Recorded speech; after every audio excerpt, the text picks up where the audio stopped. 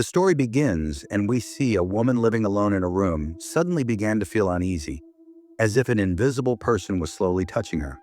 After that, she experienced an unspoken incident with that invisible presence that changed her life. She no longer felt the need for her husband's company. When her husband returned home after a long, month-long naval duty, the woman tried to ignore him in front of everyone. Although it is said that love grows with a little distance, in this case, when the husband tried to rekindle their romantic relationship, he was met with his wife's coldness and irritation. Upon returning home, the woman demanded a divorce. The husband couldn't understand what mistake he had made. He somehow calmed his wife down and said they would talk about it the next day. But at night, when he tried to get close to his wife lovingly, she refused, saying she was on her period. Unable to suppress his desires, the husband went to the bathroom to relieve himself, where he discovered there were no signs anywhere in the house of menstrual products being used.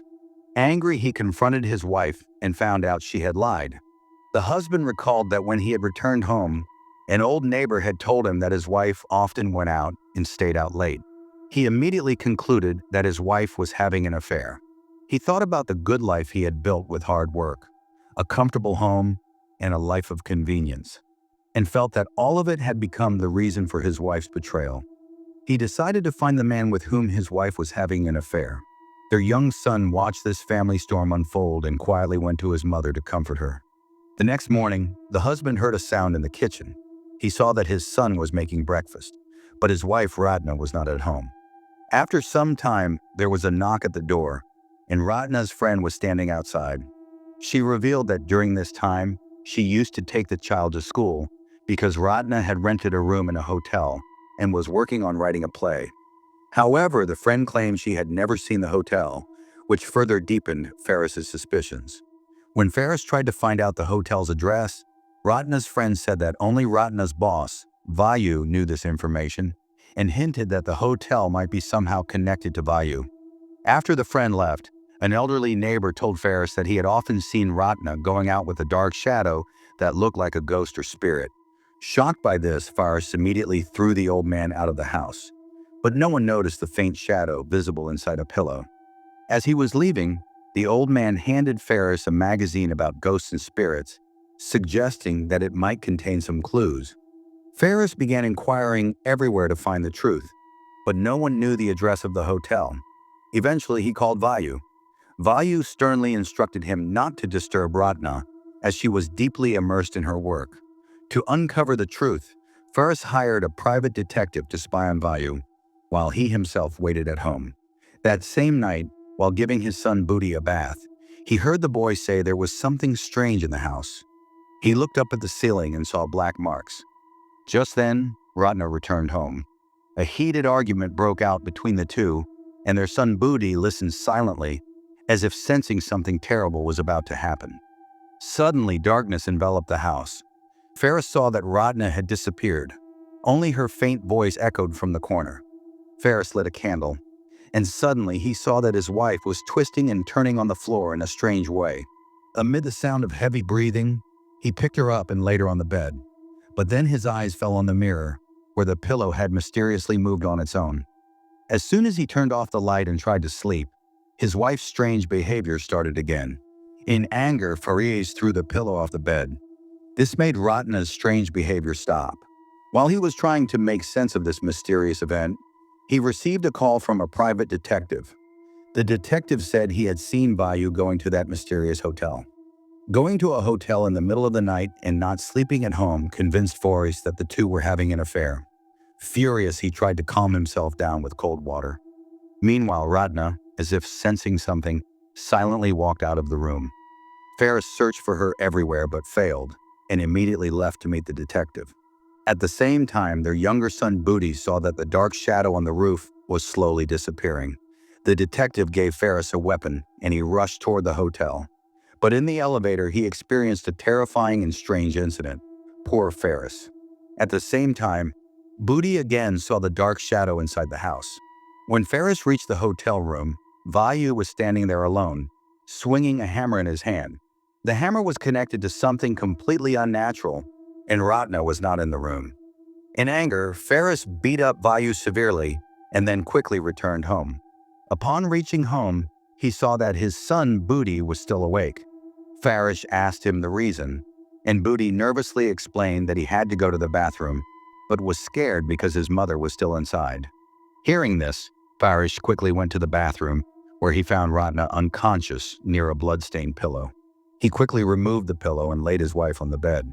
Faris became worried, wondering how Ratna had left the house and returned. Booty refused to say anything when asked under the blanket. He was deeply frightened. Faris first tried to get him to sleep, and unknowingly, he himself also fell asleep. At midnight, Ratna, dressed in a red saree, walked out of the house into the rain.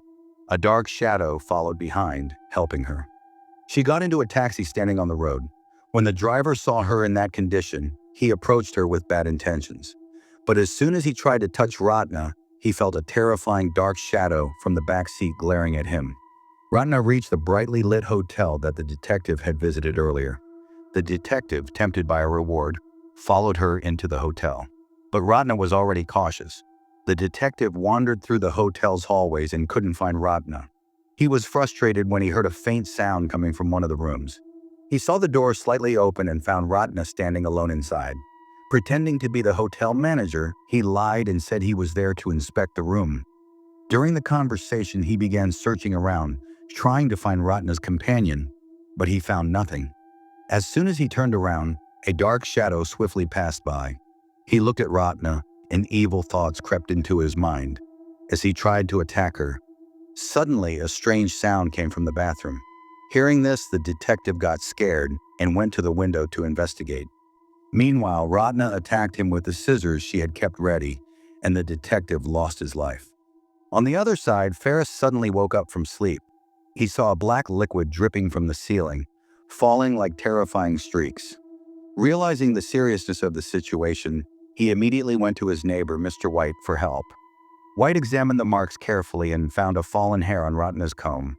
Based on these clues, White concluded that Ratna was under the influence of a spirit, which had caused her to lose control over her body. Faris began trying to find a way to protect against the spirit. Eventually, he found the answer in a videotape. In the video, Nita was telling Ratna that she desired Faris and proposed to spend a night with him. Ratna clearly refused her, but Nita didn't give up and claimed she could give Ratna an experience like never before. After watching this, Faris understood that Ratna's friend was behind all of this. He immediately headed to the hotel. In the hotel room, Vayu was pressuring Ratna to finish writing the script quickly and hand it over to him. Just then, a ghost suddenly appeared and scared Vayu. When Faris reached the hotel, he saw that Vayu had fallen from the building and died. Faris took the lift and once again encountered the same strange old woman. She said that the most dangerous and terrifying thing was about to happen. Before Faris could understand anything, the woman vanished. He quickly picked up an unconscious Ratna and took her home. Upon reaching home, Faris carefully cleaned Ratna, hoping that she would return to normal. But Ratna had reached the brink of madness. She picked up a knife from the kitchen and tried to harm herself. Faris once again sought help from Mr. White. White prepared a ritual and said that it was necessary to see whether some kind of power was hidden inside Ratna's body. Meanwhile, Ratna's friend returned home with Booty. As soon as he entered the house, he heard screams from inside, which frightened him. Faris pinned him against the wall and pleaded, saying, "I can even give up my own body, just please save my wife, Ratna." But before he could finish speaking, a cold and terrifying wind spread across the room. The ghost suddenly appeared and entered Ratna's friend's body. Under the ghost's control, Ratna's friend ran outside the house. Inside, when Mr. White was trying to do something wrong with Ratna, Faris opened the door and saw everything. He threw White to the ground, but just then, the lights in the room went out. Everything was engulfed in darkness, and Ratna's body disappeared again, as if the darkness had swallowed her whole. In this strange atmosphere, the ghost also took control of Mr. White. He ran out of the room like a wild animal. Faris quickly lit a candle, stepped outside the room, and finally freed White from the ghost's clutches forever. With this, the story ends here. Subscribe to this channel for more horror stories like this.